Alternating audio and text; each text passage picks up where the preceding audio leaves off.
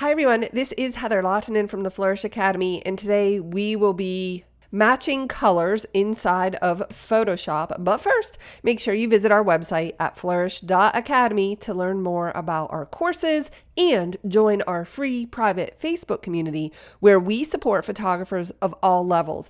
And please check out and support our sponsor, ymcamera.com, for all of your photography needs. You will be supporting a small family-owned business. My friend Colleen recently sent me this photo. The client had requested that the green match their colors exactly, and I was going to record a quick tutorial for her, but I thought I would share it on YouTube as well. The key here is making a good selection. So I'm going to begin by pressing Command or Control J on my keyboard in order to duplicate my background layer. Command plus to zoom in, and then using the space bar in order to pan.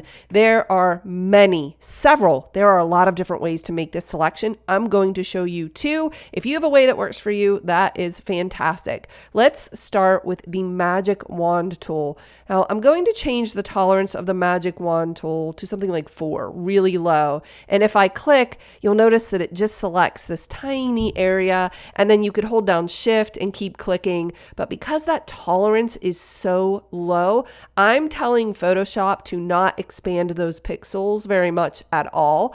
So let's Command or Control D to deselect and change that to 80. I just want to show you the difference when you do that. If I click now, it selected just about everything. There are some areas down here, so I'm going to hold down Shift and just click around, and that actually looks like I got everything pretty well.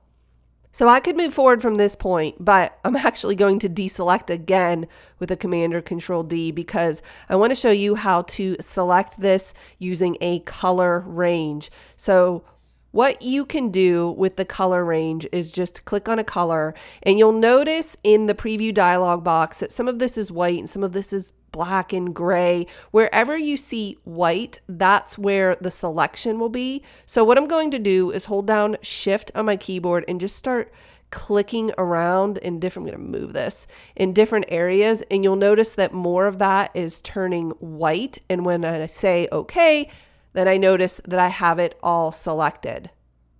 Now let's do a Command or Control minus to zoom out. I want to be able to see this green color that the client had sent.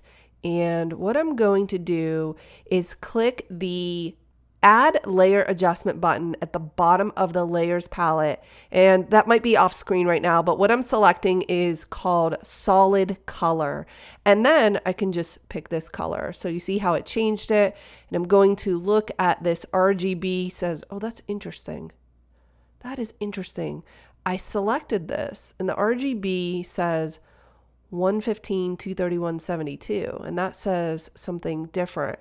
What about the CMYK? Closer, but still different. Oh, that's so interesting. Okay, I typically like to work in hex codes, so I'm actually going to type in the hex code, and I feel pretty good about that. I'm going to say okay. So you can tell that it did in fact put that color over top of the other one, but it's a very flat rendition. But I've got to tell you, I would actually send this as an option to the client because I'm not sure exactly what they're looking for. But if I wanted this to look more natural, I would change the blending mode from normal to color. And you can see what that did. It just changed the color, but it left some of the natural gradient that was there based on the light, and it looks a lot better. I hope that you found this useful. I'll see you in the next video.